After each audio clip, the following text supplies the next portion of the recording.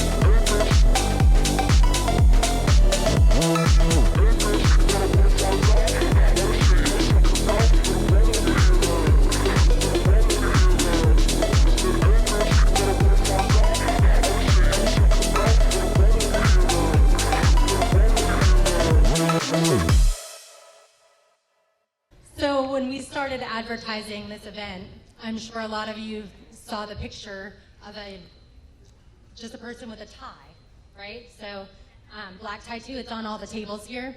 Well, that is an actual person. His name is Devin Sheffield. And we have his mom here today, Karen. So Larry's walking her down now, but Devin, we lost Devin a couple of years ago. But he was the inspiration for this event. This is, he is 20 years old, and his mom is one of the strongest people I know. And so if we could give her a warm welcome and a round of applause. I feel like we should let her say something. Larry loves to put me on the spot. First and foremost, I'd love to thank every one of you for being here today. and for every one of you that have supported mental health awareness. Devin was a vibrant 20-year-old.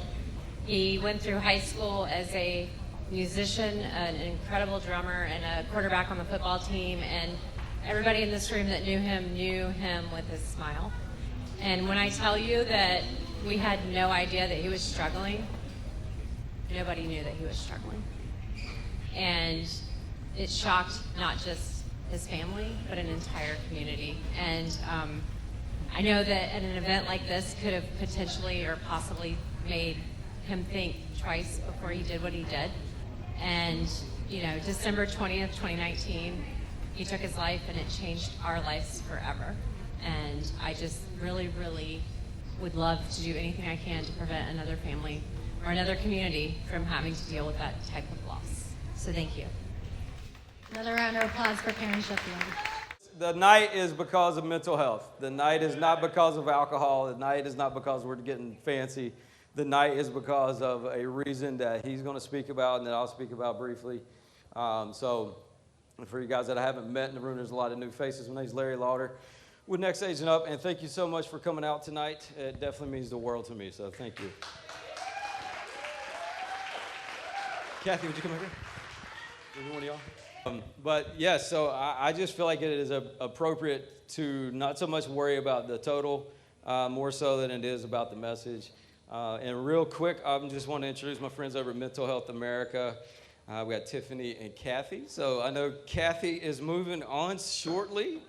So let's make sure when she is done talking, you guys give her a lot of love. But real quick, tell us everything that you want to tell us. Thank you, Larry. I have my amazing board president, Tiffany Morgan, with me. A lot of you have probably met her. First of all, I think we want to say thank you. Yes. You guys have been amazing, and I know that many of you here have been touched by, unfortunately, suicide. We have our great friend Vernon Siders with us, who is so amazing. Not only is he a friend to Next Agent Up, but also to MHA. Just a couple things I wanted to throw out, Larry. With your funding, we were able last year to provide life-saving suicide prevention training for over 1,000 individuals. The more that we can give these skills to everyday people just like you, the more that all of us have the skills to prevent suicide when we see someone that we love who's struggling. We were able to provide, with our brand new counseling center, which you got to go into, nearly 300 free counseling sessions from January to June. That doesn't happen without support from people like you. Thank you. Thank you, thank you, thank you. All right. A few, maybe 6 months ago, I had somebody reach out to me and say, hey, you got to meet this fella, which was sitting right here, Mr. Brandon Guffey. And I think we tried to connect. I don't know how far it went. Obviously, we just talked not too long ago, but a couple months ago maybe, I put a post out that, hey, I'm looking for a speaker for tonight. A couple people in this room actually reached out that they would like to help. And while it's so appreciative of that, and that means the world to me, something inside me kept telling me, talk to Brandon. So we're going to talk to Brandon. Brandon, I don't want to steal any of your thunder. Some of you guys know Brandon in this room. We might get a little dark here for a few minutes. Whatever your emotions are, they are. It's cool. Go with it. Okay? So everybody, courageous applause to Mr. Brandon Guffey.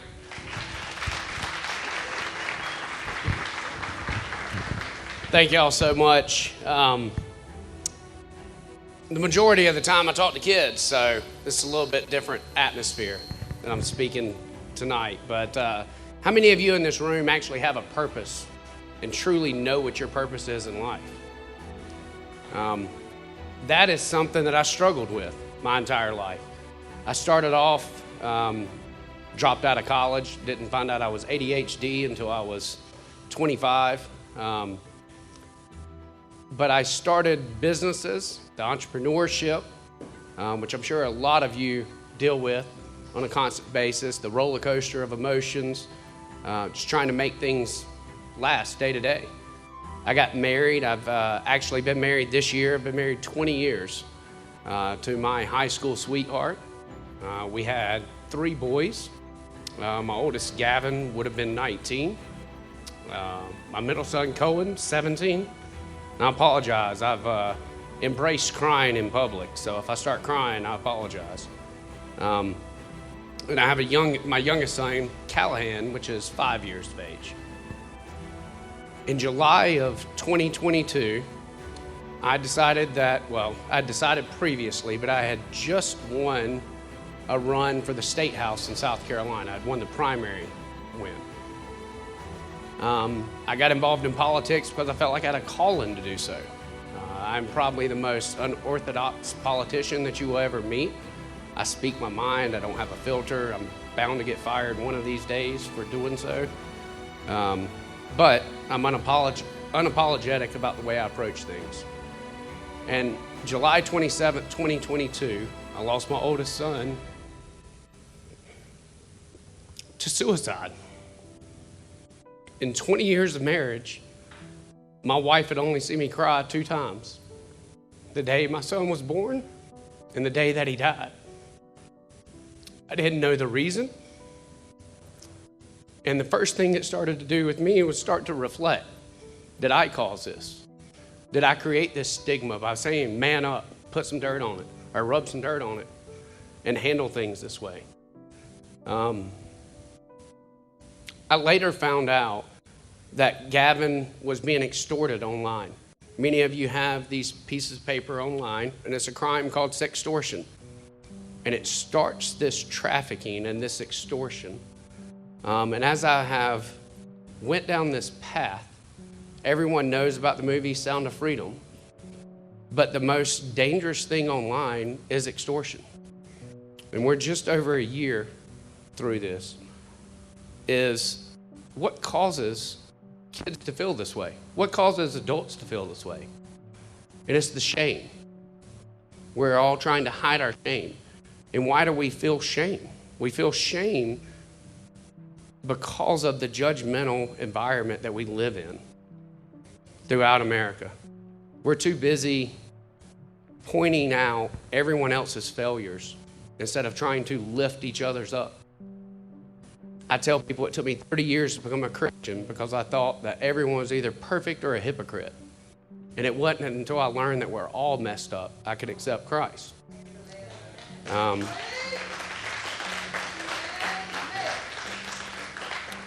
I am thankful. My son Gavin, right before everything had happened, had come back from a Young Life camp and had just given his life to Christ. Matter of fact, the last social media post that he posted publicly was about how he had tried many different drugs and he had done many different things, but nothing could replace the high that he felt from accepting Christ in his heart. And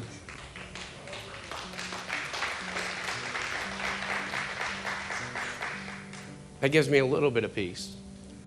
But you know, as everything happened, there's not a more unbearable feeling. And for any of you that have children in this room, I'm sure you can express that. Your biggest fear is something happening to your child. And it's one thing to lose a child, but it's another to know that they chose to take life. And my son Gavin and I had a very close relationship. He was a little bit like me. He was a trouble kid. I grew up fighting, getting in trouble constantly. He wasn't on the fighting side, but he was definitely getting in trouble side. Matter of fact, right during my election, he went viral for dropping his pants in front of LaMelo Ball's car in Charlotte. And LaMelo Ball commented on it, somebody handle my lightweight, and I'm sitting getting my hair cut, and it pops up on TMZ Sports. And the username is Baby Guffey. So it's like there's no hiding who it is on there. So I had to have that conversation. You know, there's not much that I can give you. I was raised by a 16-year-old single mother that worked 3 jobs, taught me that work ethic. I don't want to say something important here tonight that I think pertains only to y'all. my mom would put me in a car and drive around town. And we would literally, it was dream shopping, and look at homes and say, one day we're going to live here. Or one day we're going to live here. We bought a house my junior year of high school, and whenever we graduated, we didn't even have the power on at the house. But we had a house, which is more than what we ever had. So whenever you are out there with families, realize there's many that struggle like that this is the American dream and that you can provide it. Honestly, there's not a day that I wake up that I don't feel like ending it all myself. But I've got 2 other kids that if I take that route, I'm showing them that's the way that you handle adversity. And that's what keeps me going. So since then, what we've done is I got into the house in South Carolina as a freshman. And I can't take all the credit. I get a lot of accolades for it. But we passed a law to make criminal sextortion illegal. And from that point, it goes to the Senate, and that passed unanimously, which doesn't typically happen with an actual impactful law. But they suspended the rules and chose to name it Gavin's Law, which is against the rules, and then unanimously supported it. And we passed it through, and it is now signed in South Carolina called Gavin's Law.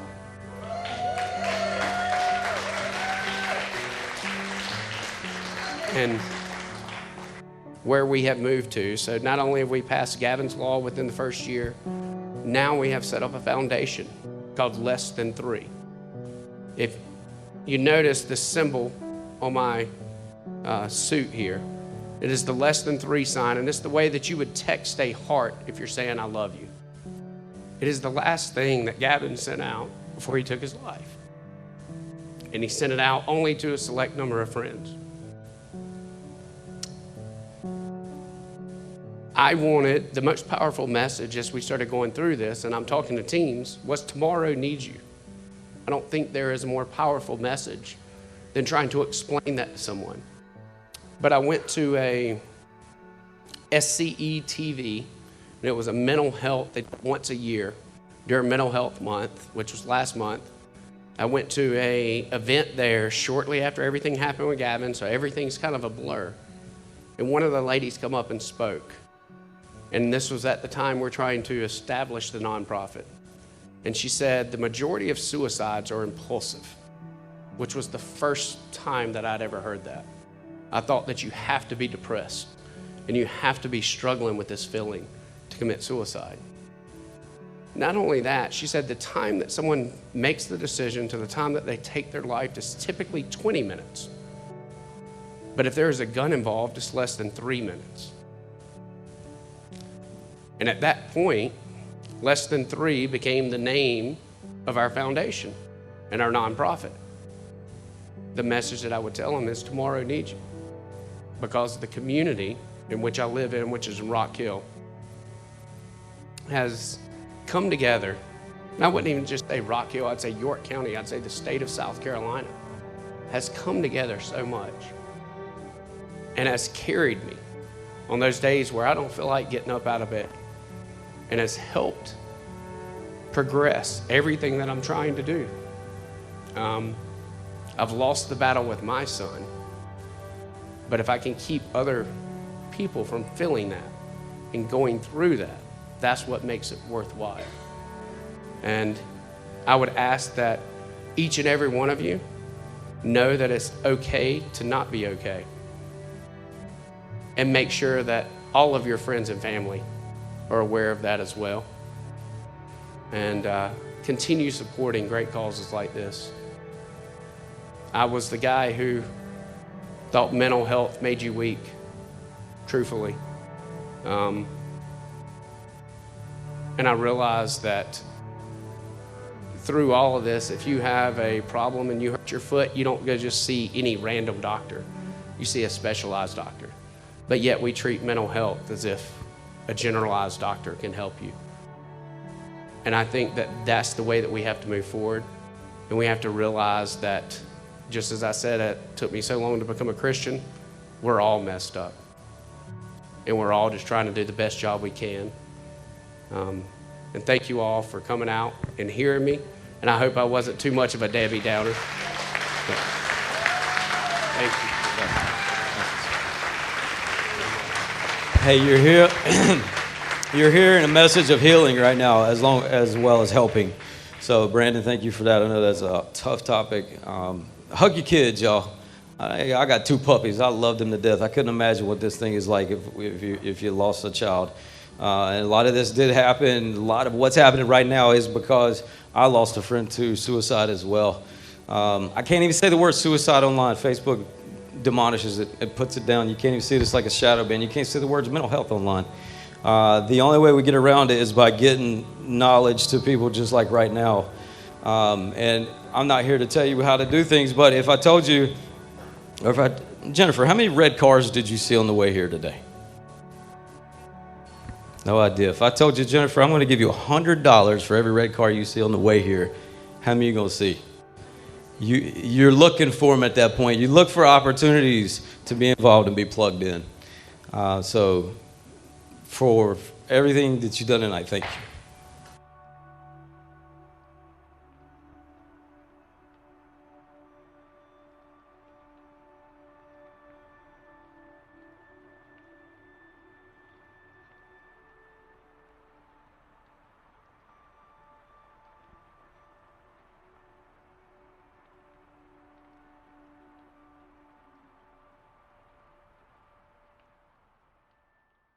We are going to go ahead and say what this night did, and we're going to put the two together, and we're going to go crazy, and then we're going to go home because we don't want to get stuck in that traffic by these maniacs next door.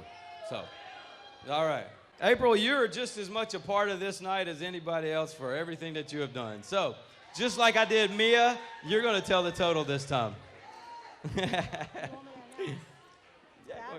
do it just like that. So tonight we raised $9,476 for a total of $24,182 this year to support Mental Health America of Central Carolinas. Guys, thank you so much. You can keep giving if you like, but that closes out. This closes out right now. So, before we're done, one thing that I want to remind you is that you do an incredible job fundraising and getting sponsors in the room that raise $6,800, almost $7,000 to put on the event, which allows all of your ticket funds to go directly to mental health. So that total needs to go up about $12,000 technically over the 2 events. And I want you to understand that because you did that, and we appreciate you.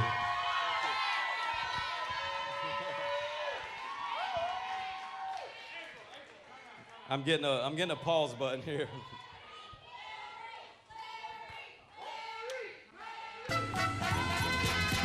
Let it happen.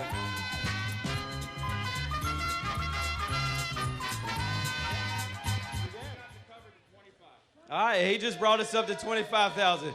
Ernie Becker, y'all, United Queen.